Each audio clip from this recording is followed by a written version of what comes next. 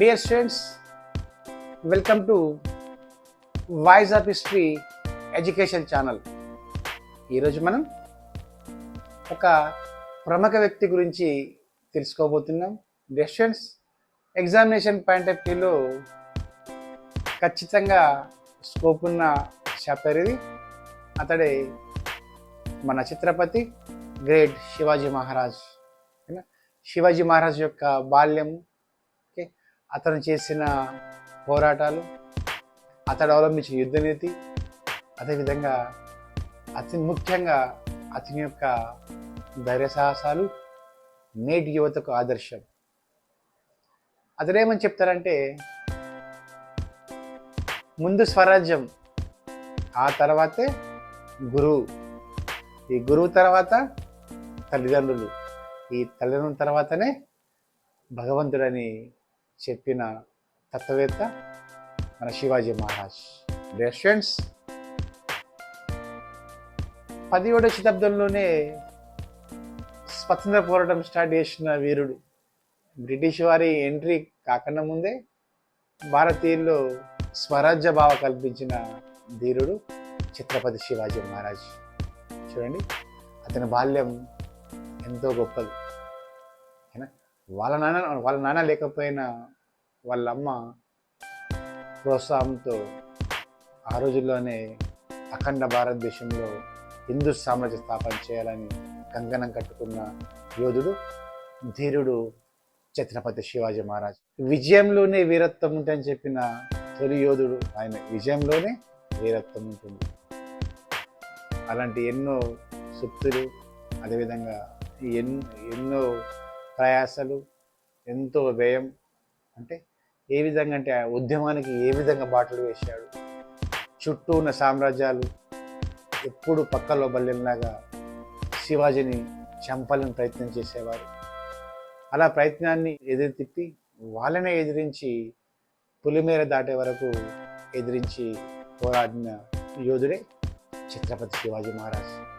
శివాజీ మహారాజ్ ఏ విధంగా గొప్పవాడయ్యాడు? ఒక సాధారణ యువకుడు యావత్ భారతదేశాన్ని ఏ విధంగా ప్రభావితం చేయగలిగాడు? అతని మేధశక్తి, అతడు అవలంబించిన యుద్ధనీతి, అదేవిధంగా అతను అవలంబించిన పరమత సహనం భారతదేశంలో ప్రముఖ రాజుగా ప్రత్యేక స్థానాన్ని కల్పించడం జరిగింది. స్టూడెంట్స్, శివాజీ యొక్క పోరాట గాథ ప్రతి భారతీయునికి ఆదర్శనీయం, అనుసరణీయం కూడా. ఎందుకంటే సాధారణ 17 సంవత్సరాల యువకుడు స్వరాజ్యకాంక్షతోని ఎంతో బలశాలులైన రాజులు, సుల్తాన్లు, అదేవిధంగా మొఘల్ సైన్యంతో కూడా పోరాడిన యుద్ధవీరుడే శివాజీ మహారాజ్. స్టూడెంట్స్, శివాజీ యొక్క గొప్పతనం, శివాజీ యొక్క చిత్రత, శివాజీ యొక్క ధీరత గురించి ఈరోజు మనం తెలుసుకుందాం. స్టూడెంట్స్, చూద్దాం. మధ్యయుగంలో, మధ్యయుగ భారత చరిత్రలో బ్రిటిష్ వారి రాకన్నా ముందే భారతదేశానికి స్వరాజ్యం తేవాలని కంకణం కట్టిన విప్లవ యోధుడే ఛత్రపతి శివాజీ. ఓకే స్టూడెంట్స్, ఈరోజు మనం శివాజీ గురించి తెలుసుకుందాం. శివాజీ మహారాజ్ 1627 ఫిబ్రవరి 19 నాడు శివనేరు దుర్గంలో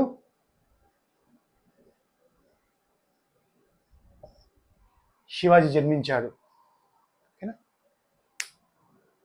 తండ్రి షాజీ భోస్లే, తల్లి జిజాబాయి.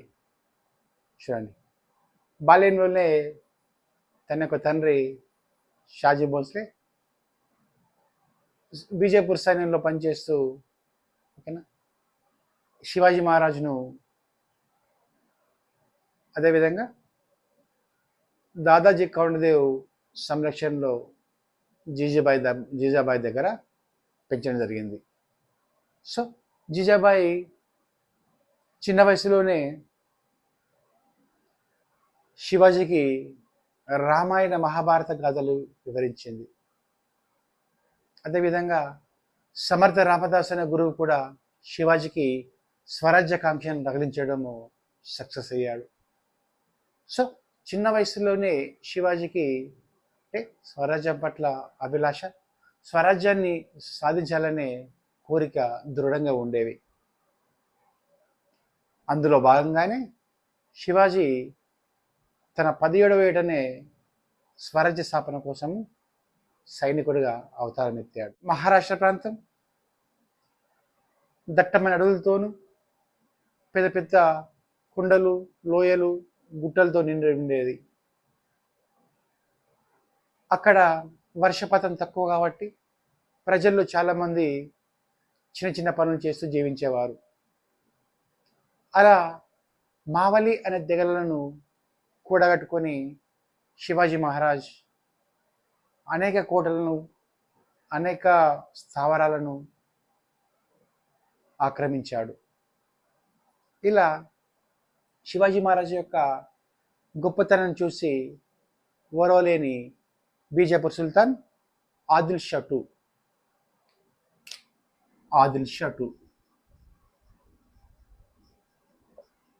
బీజాపూర్ సుల్తాన్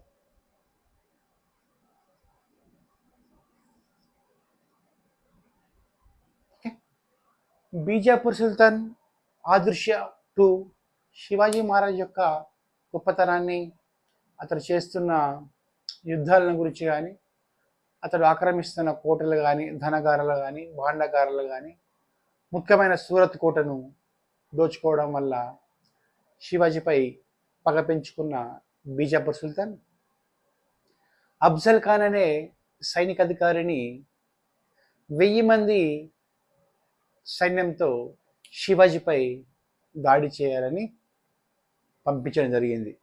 స్టూడెంట్స్ చూడండి, అఫ్జల్ ఖాన్ అంటే ఆ రోజుల్లో మల్ల యుద్ధ యోధుడు. అదేవిధంగా 10 మందిని కూడా ఒంటి చేతితో ఓదించగల గొప్ప బలమైన సైనికాధికారి. 7 అడుగుల ఎత్తు, దృఢమైన శరీరం, బలిష్టమైన సౌష్ఠవంతో ఆ రోజులలో అఫ్జల్ ఖాన్ అంటే చాలామంది భయపడేవారు. అఫ్జల్ ఖాన్ తన కుటిలతో శివాజీని కౌగిలించుకొని చంపేయాలని ప్రయత్నం చేయాలని చెప్పేసి పక్కా ప్రణాళికతోని శివాజీ మీదకి దాడికి వస్తాడు. చర్చల పేరుతో శివాజీని పిలిపించి హత్తుకొని తన ఖడ్గం ద్వారా శివాజీ యొక్క తలను బీజాపూర్కు తీసుకెళ్తాని చెప్పేసి బీజాపూర్ సుల్తాన్ దగ్గర ప్రగల్భాలు పలికిన అఫ్జల్ ఖాన్ను శివాజీ ఏ విధంగా చంపాడు? చరిత్రకారులు ఎన్నో విధాలుగా ఈ చిత్రాన్ని వర్ణిస్తారు. అంటే ఒక శివాజీ గొప్పవాడుగా, శివాజీ ధీరుడు, శౌర్యుడు, అదేవిధంగా బలమైన వ్యక్తిగా ఆ పక్క రాజ్యాలకు కొరకరాని కోయగా ఈ సంఘటన ద్వారానే తెలిసింది వాళ్ళకు. అఫ్జల్ ఖాన్ తన ప్లాన్ ప్రకారం 1000 మంది సైనికులతో శివాజీపై దాడి చేయడం రావడం జరుగుతుంది. అదేవిధంగా శివాజీ మహారాజ్ కూడా రానున్న ఆపదను గ్రహించి తాను బాగ్నక్, చాలా ఇంపార్టెంట్, చాలాసార్లు మనకు హిస్టరీలో వచ్చింది, జిఎస్ కూడా వచ్చింది. అదేవిధంగా జైఎల్ 2012 లేదా 2008లో రాసిన ఎగ్జామ్లో మనకు రావడం జరిగింది. బాగ్నక్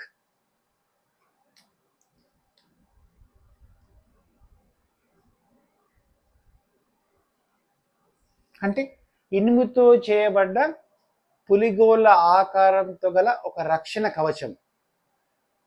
ఇనుముతో చేయబడ్డ పులిగోళ్ళ ఆకారంలో గల ఒక రక్షణ కవచం. అంటే చేతికి ఈ విధంగా మనము ఎట్లా అంటే చేతికి దాన్ని ఇట్లా తురుకోవచ్చు, ఇట్లా పైకి మొత్తం పులిగోళ్ళ వలె అది షార్ప్గా ఉంటుంది. సో అఫ్జల్ ఖాన్ ప్లాన్ ప్రకారము మన శివాజీ మహారాజును కౌగిలించుకొని దగ్గరికి వస్తాడు. అదే సమయం అఫ్జల్ ఖాన్ పెద్ద పొడవైన కత్తేసి శివాజీ తలను నరకాలని ప్రయత్నం చేస్తాడు. అప్పుడు శివాజీ మహారాజ్ తను ముందే గ్రహించి ఆ బాగ్నకును, అంటే పులిగోలుతో చేసిన పులిగోళ్ళు అంటే ఇనుముతో తయారైన పులిగోళ్ళు అంటే ఆకారం గల ఒక ఆయుధం ఆ చేతితో దొరికిన శివాజీ మహారాజ్ ఒకటే అంటే ఒకటే పంచ్తో అఫ్జల్ ఖాన్ యొక్క శరీరాన్ని ముక్కలు చేస్తాడు. అంటే ఏ విధంగా ఉంటాడంటే ఇప్పుడు సిచ్యువేషన్ శివాజీ అంత పొడుగు కాదు పొట్టి కాదు, ఈ ఎవరేజ్ సాధారణమైన వ్యక్తి, ఓకేనా. ఆ స్థూరధూపం సన్నగా ఉంటాడు, కానీ అఫ్జల్ ఖాన్ దీశాలి బలమైన వ్యక్తి.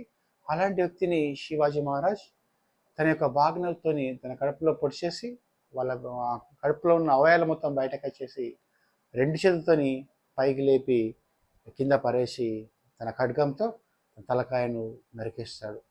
ఎంతో చారిత్రకమైన దృక్పథం, అంటే చారిత్రకమైన సంఘటన ఇది. ఈ విధంగా మరాఠా సైన్యాలు 1000 మందితో వచ్చిన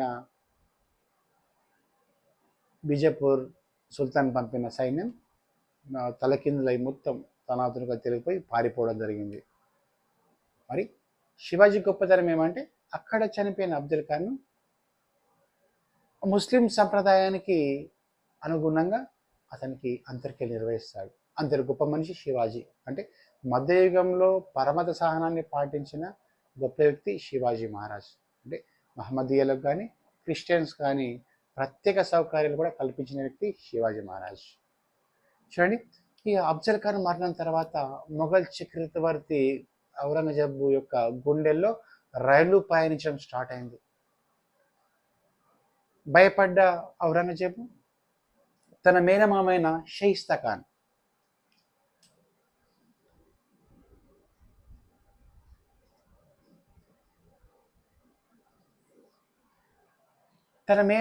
షైస్తా ఖాన్ను శివాజీ మీదకి దండయాత్రకు పంపిస్తాడు. పూణేలో 10,000 మంది సైన్యంతో వచ్చిన షైస్తా ఖాన్ కేవలం 300 మంది ఉన్న అంటే ట్రైన్డ్ సోల్జర్తో శివాజీ షైస్తా ఖాన్పై అర్ధరాత్రి షైస్తా ఖాన్ శిబిరంపై అర్ధరాత్రి దాడి చేసేసి చెల్లా చెదరుగా చేసేస్తాడు. ఆ యుద్ధంలో అబ్దుల్ ఫతా అనే షైస్తా ఖాన్ కుమారుడు మరణిస్తాడు. అదేవిధంగా షైస్తా ఖాన్ యొక్క కుడి చేతు భాగం తెగిపోతుందని చెప్పేసి చరిత్రకారులు చెప్పడం జరిగింది. స్టూడెంట్స్, ఈ విధంగా శివాజీ యొక్క ఉన్నతి అంటే పెరిగిపోతున్న సమయంలో ఔరంగజేబు రాజా జయసింగ్ అనే సైనిక అధికారిని శివాజీ మీదకి యుద్ధానికి పంపిస్తాడు. ఓకేనా. ఈ పురందర్ యుద్ధంలో శివాజీ మహారాజుడిపై పురందర్ సంధి చేసుకోవడం జరుగుతుంది. ఈ పురందర్ సంధి 1665 సంవత్సరంలో జరిగింది. ఇంపార్టెంట్ మనకు సంధి.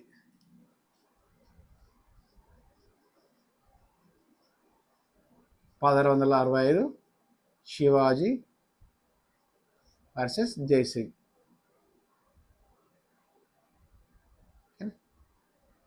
శివాజీ మహారాజ్ జైసింగ్ల మధ్య పురందర్ సంధి జరుగుతుంది. ఈ పురందర్ సంధిలో ముఖ్య ఉద్దేశాలు అంటే ముఖ్యమైన అంశాలు మనకు మ్యాక్సిమం ఎగ్జామినేషన్లో అడిగే ఛాన్స్ ఉంటుంది. పురందర్ సంధి ఎప్పుడు జరిగింది? 1665. అదేవిధంగా ఎవరు జరిగింది? రాజా జయసింగ్ మరియు శివాజీ మహారాజ్ మధ్య. ఈ పురందర్ సంధిలో ముఖ్యమైన అంశాలు మనకు ఎప్పుడు ఎగ్జామినేషన్లో అడుగుతూ ఉంటారు, మనం ఈజీగా గుర్తుపెట్టుకోవాలా. శివాజీ మహారాజ్ సంపాదించిన 35 కోటల్లో 23 కోటలు మొఘల్స్కి ఇవ్వాలి. 35 కోటల్లో శివాజీ మహారాజ్ సంపాదించుకున్న 35 కోటల్లో 23 కోటలు పోర్ట్స్ మొఘల్స్కి ఇవ్వాలి. 35 కోటల్లో 23 కోటలు మొఘల్ చక్రవర్తులకి ఇవ్వాలి. అదేవిధంగా సంభాజీని 5,000 మున్సబ్దారుగా గుర్తించడం జరిగింది. సంభాజీని 5,000 మున్సబ్దారుగా గుర్తింపబడింది. అదేవిధంగా శివాజీ ప్లస్ తన కుమారునితో మొఘల్ దర్బారును దర్శించడానికి అంగీకారం జరిగింది.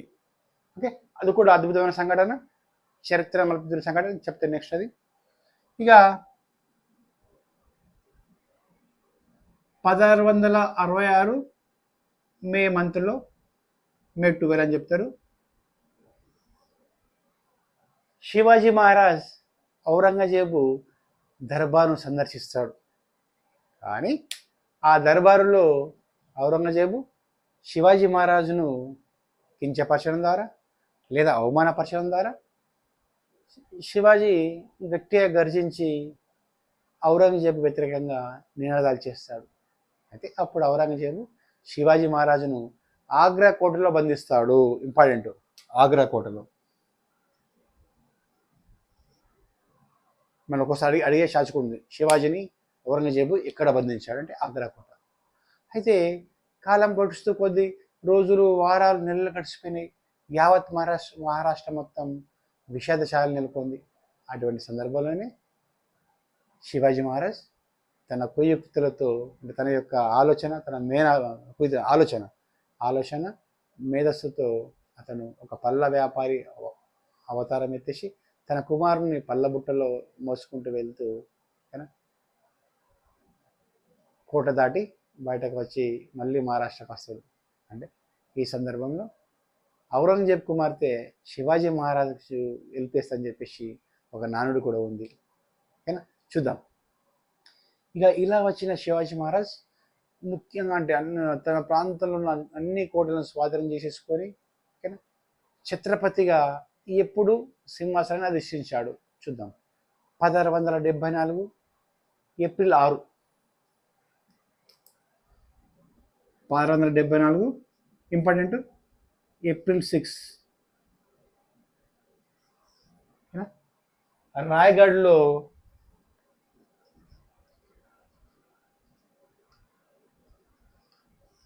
ఛత్రపతిగా సింహాసనం అధిస్తాడు. అంటే క్షత్రియులకు అధిపతి అంటే ఛత్రపతి. ఆ రోజుల్లో ఉన్న యావత్ రాజులకు, క్షత్రియులకు అధిపతి ఛత్రపతి. ఈ పట్టాభిషేక ఉద్యమం అంటే సందర్భంలో బ్రిటిష్ ప్రతినిధి అక్సెండెన్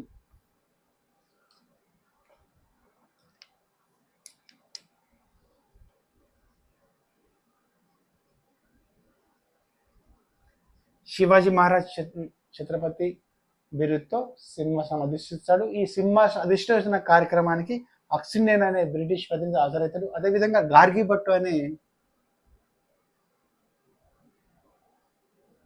వారణాసి పూజారి శివాజీకు మంత్రతంత్ర ఉచ్చారణతో ఘనమైన రీతిలో అంటే శివాజీని ప్రబోధిస్తూ సింహాసనం మీద కూర్చోపెట్టడం జరుగుతుంది. చూడండి, ఇలా యావత్తు తన జీవితం యుద్ధాలతో మూసి చివరకు 1680 ఏప్రిల్ 3 నాడు చనిపోతాడు.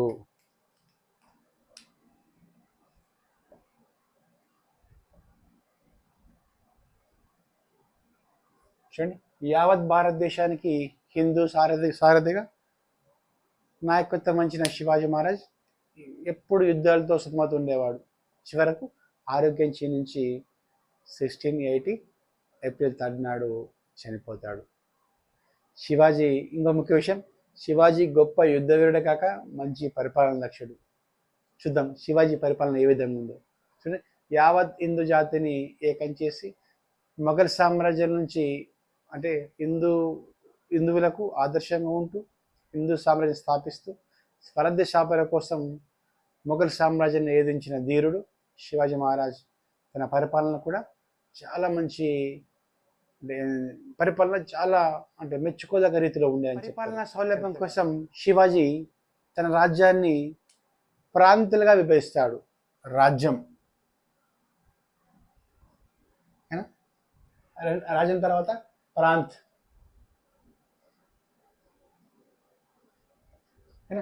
తర్వాత తరఫ్, తర్వాత గ్రామం. చూద్దాం. పరిపాలన సౌలభ్యం కోసం శివాజీ తన రాజ్యాన్ని 3 భాగాలు విభజిస్తాడు. ఇక రాజ్యానికి చక్రవర్తి అధిపతి, ఇక ప్రాంతానికి మమ్లక్దార్. ఓకేనా, మమ్లక్దార్.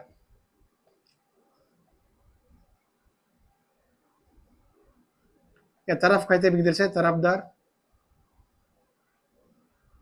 ఇక గ్రామానికి మనకు తెలుసు పటేల్ లేదా దేశ్ముఖ్.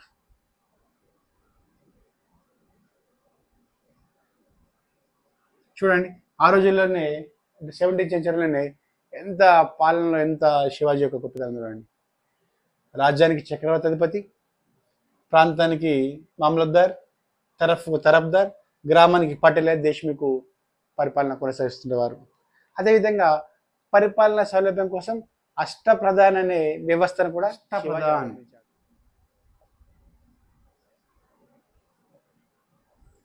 అంటే 8 మంది మంత్రులు. అందులో ముఖ్యమైన వ్యక్తి పీష్వా అంటే ప్రైమ్ మినిస్టర్ ఒకటి, అంటే ప్రైమ్ మినిస్టర్ పిఎం. రెండవది అమాత్య ఆర్ మజుందార్, వీళ్ళు ఆర్థిక శాఖ మంత్రి. ఓకేనా. అదేవిధంగా సుమంత్ విదేశాంగ మంత్రి. అదేవిధంగా సచివ్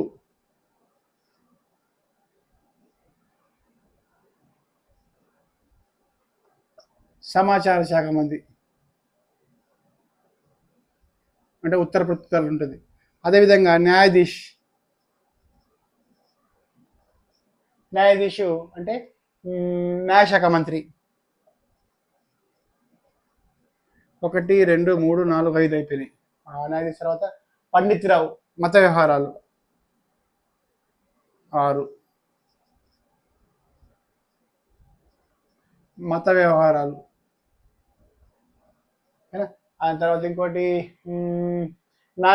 వకియా నావిస్ హోంశాఖ మంత్రి.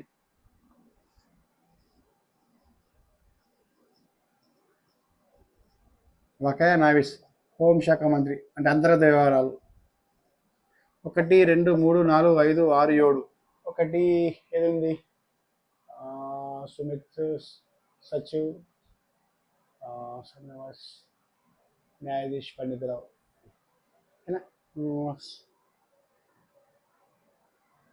సేనాపతి, ఇది సైన్యాధ్యక్షుడు. 1 2 3 4 5 6 7 8. Okay, done. మనకు ఎగ్జామినేషన్ పాయింట్ ఆఫ్ వ్యూలో మనకు మ్యాక్సిమం సుమంత్ అడిగే ఛాన్స్ ఉంటుంది. ఓకేనా. సచివ్, అదేవిధంగా వకియా మానిస్. ఓకేనా. ఎందుకంటే పీష్వా అంటే పిఎం మనం గుర్తుంచుకోవచ్చు. ఇక మజుందార్ కూడా ఈజీ ఉంటుంది. ఓకేనా. ఇవి అష్టప్రధాన వ్యవస్థ. ఓకేనా. చూడండి డియర్ ఫ్రెండ్స్, మనకు శివాజీ చూసినాం మనం. శివాజీ గొప్ప యుద్ధవీరుడు కాక మంచి పరిపాలన దక్షుడు. అదేవిధంగా ట్యాక్స్ కలెక్షన్ కూడా చాలా అద్భుతంగా ఉంటుండే. ట్యాక్స్ కలెక్షన్, ఈ ట్యాక్స్ 2 ముఖ్యమైనది, చౌత్ మరియు షర్దేశ్ముఖి. ఇది 1/4 అంటే స్వరాజ్యం వెలుపల ఉన్న భూభాగాలపై.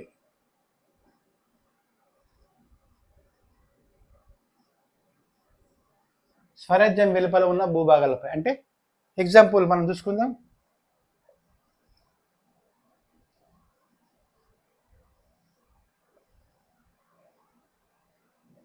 శివాజీ మహారాజు ఒక సామ్రాజ్యం అనుకుందాం మనం.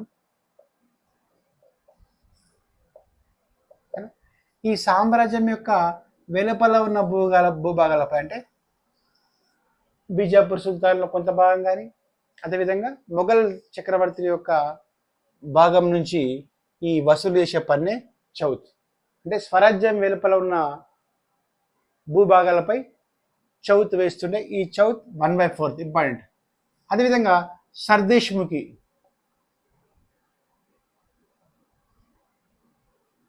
ఇది 1/10 ఉంటుండే.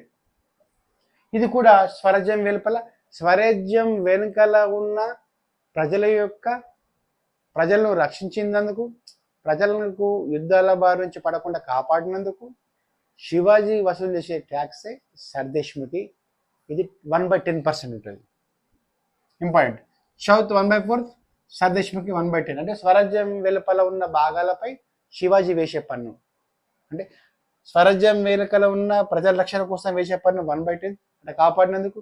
అదేవిధంగా స్వరాజ్యం వెలుపల ఉన్న మొఘల్ సామ్రాజ్యం కానీ వేరే సామ్రాజ్యం యొక్క అక్కడి ప్రజలకు వేసిన పన్నే ఈ చౌత్ 1/4 1/10. చూడండి శివాజీ ఎంత గొప్ప వ్యక్తి అంటే స్వరాజ్య విస్తరణ కోసం శివాజీకి పెద్ద మొత్తంలో ధనం అవసరం అవుతుంది.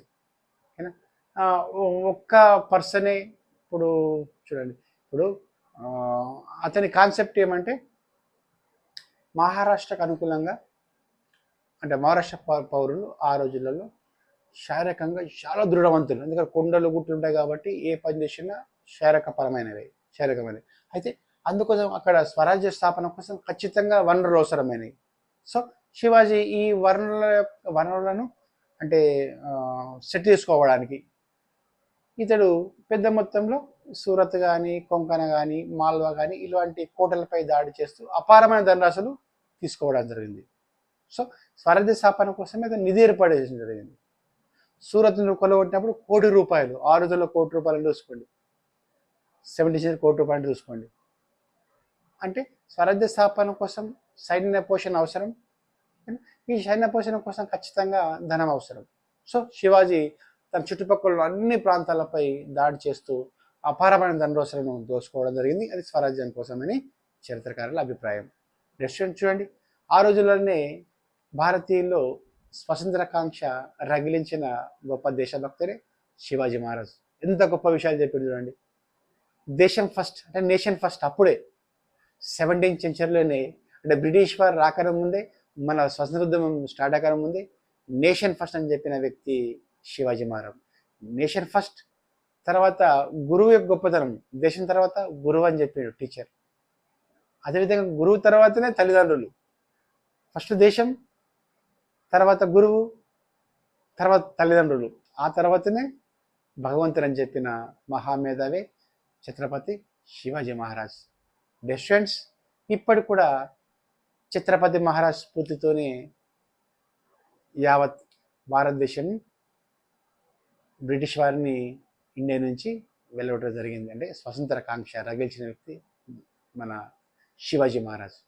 చూడండి, శివాజీ మహారాజ్ తక్కువ సైన్యంతో వాళ్ళ సామ్రాజ్యం ఉన్నప్పటికీ 1674 ఆ సమయానికి 1,00,000 మందికి పైగా సైన్యాన్ని, సుస్థిర సైన్యాన్ని ఏర్పరచుకోవడం జరిగింది. చూడండి, ఒక్కరితో ప్రారంభమైన సాహసయాత్ర 1,00,000 మంది వరకు చేరింది. అదేవిధంగా అరేబియా సముద్రంలో ఖోబలా అనే నౌకాదళాన్ని స్థాపించిన మొట్టమొదటి ఆసియా వ్యక్తి కూడా ఆయనే. అంటే ఆ రోజులలో ఆసియా ఖండంలో అంటే అప్పటికి చైనా జపాన్ వాళ్ళు కలదరిన సమయంలో అంటే అప్పటికే సముద్రం యొక్క శక్తిని గుర్తించిన శివాజీ మహారాజ్ అరేబియా సముద్రం ప్రాంతంలో ఓకేనా ఒక పెద్ద సైనిక స్థావరాన్ని నౌకాబలాన్ని స్థాపించాడు. ఆ సుమారు 300లకు పైగా నౌకలు ఉండేవాట. కోబల శివాజీ యొక్క నౌకాదళం కోబల. ఇందులో 300లకు పైగా పెద్ద పెద్ద నౌకలు ఉండేవాడు. చూడండి, అంటే ఒక సామ్రాజ్య విస్తరణ కోసం తాను అవలంబించిన అద్భుతమైన పద్ధతి. అంటే నౌకాబలాన్ని గుర్తించిన తొలి ఆసియా రాజుగానే శివాజీ చెప్పచ్చు మనం. అప్పుడు ఎవ్వరు గుర్తించలేదు. అంటే చూడండి, ఇప్పటికీ నేటికి స్ఫూర్తిదాత. అతడు యుద్ధాల్లో పాల్గొనేటప్పుడు అంటే స్లోగన్ ఇచ్చేవాడు, హరహర మహాదేవ్ శంభో శంకర్ అనేవాడు. అంటే వాళ్ళ అమ్మ జిజేబాయ్ శివాజీ భక్తురాలు, లార్డ్ శివ భక్తురాలు. సో అతనికి శివాజీ అని నామకరణం చేయడం జరిగింది.